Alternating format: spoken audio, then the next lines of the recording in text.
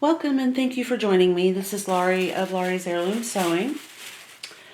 So we're working on the jacket pattern, and this is probably going to be just a short video. What I wanted to talk about was why I am pressing the pattern pieces, the reason for that, and to discuss the Oliso iron that I got for Christmas. And this is not sponsored. This was a gift. It was purchased for me by a family member. So just so you know, I just wanted to explain something about it that you might be interested in case you haven't seen one before or used one or have any idea how this works. So this is the pattern that we're working on right here. I'm making the jacket and the tote for my sister. And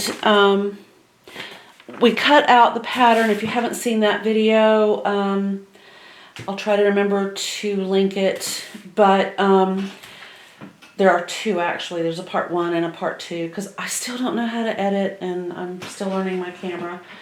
But anyway, so I'm pressing all of the pattern pieces.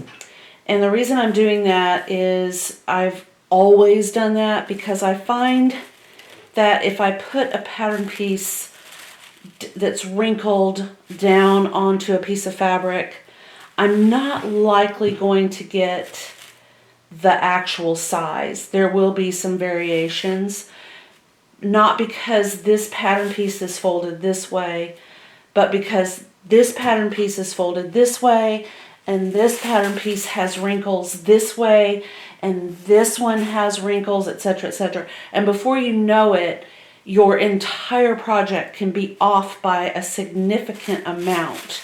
So I just go ahead and take the time to press. And I put my iron, whatever iron I'm using, on the cotton setting, which is what I've got this set on right here.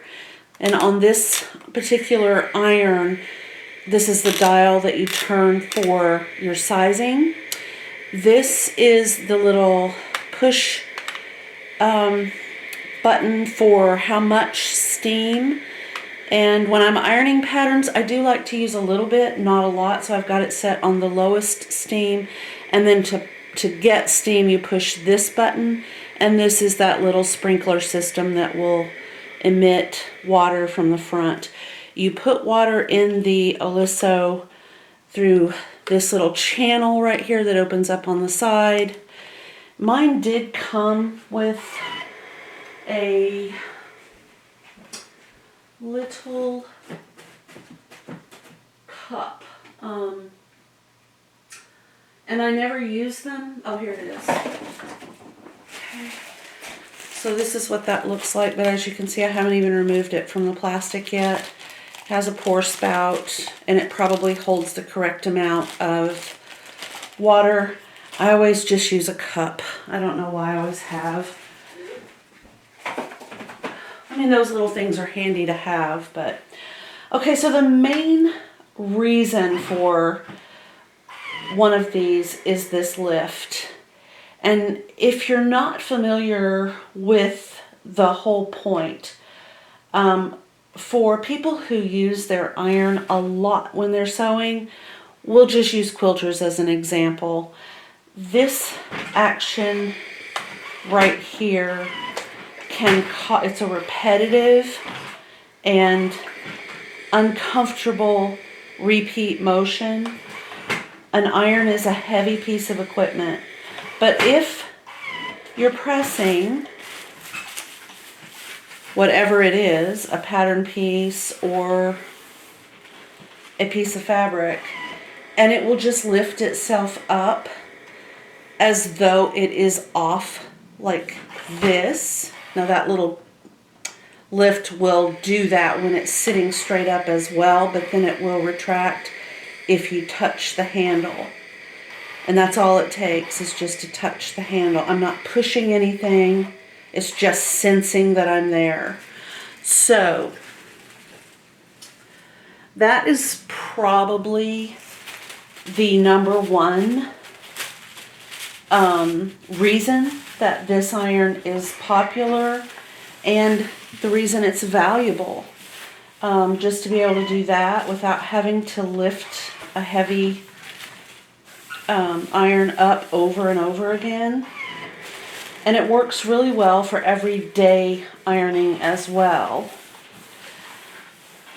I follow a lot of people who sew, and I have seen probably 95%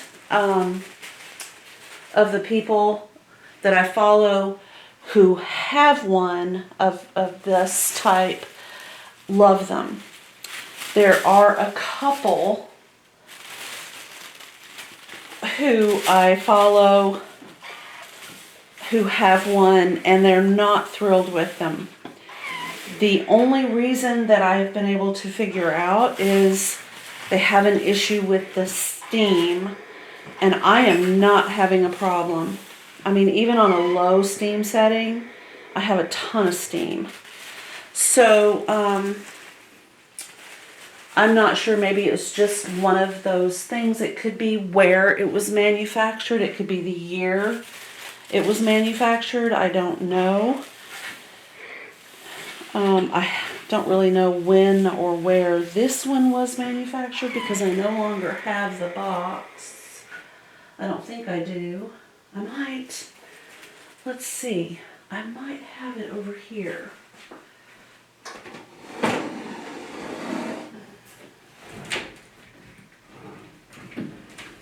Yep, I do.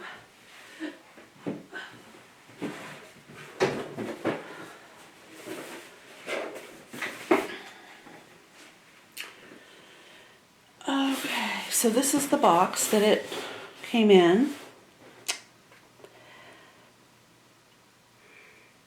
I'm reading, I'm not just making you read. I wanted to see this too. I knew that the tip of the iron is a detailer tip, but this has the measurement, it's 2 inches. So if you look, you can see there is that cutout there. It does have the eye touch, which means if you touch it, it goes down. Let go, it goes up. I haven't had any trouble at all with it turning itself off. Spray function, triple play, side fill. Oh, and the cord is 12 feet long and it has a pivot. I don't know if you can see that. Yeah, you can. Okay.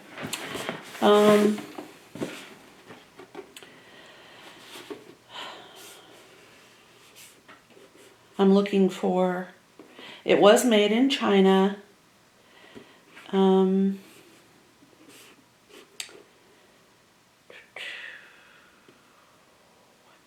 All I can get from this is it says due to marketing or engineering changes or otherwise, in parentheses, the product contained may differ slightly than the product shown. There's some paperwork inside, but yeah, I'm not really sure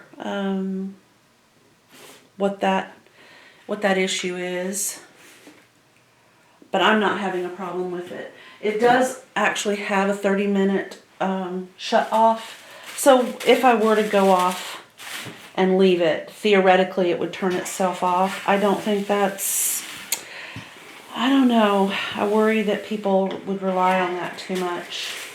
I think it's just better to maybe have a little beep or something to remind us that we shouldn't go off and leave our irons turned on or plugged in. There's really no way to turn it off other than to unplug it. So, okay. All right, so as I said, I am pressing the pattern pieces, and once that happens, I will then prepare my fabric for cutting out. I'm also checking to make sure, oh, bad habit, I keep wanting to lift. Okay. You know, if there's any markings that I'm not familiar with on the pattern pieces, I want to make sure that I understand exactly what I'm looking at. And that's a good time when you're pressing them to see, you know, is this something you've done before? Or why is that marking there? I've never seen that before. I'm not seeing anything unusual. I believe there is one pattern piece, I think it was this pattern, that has not been marked, and that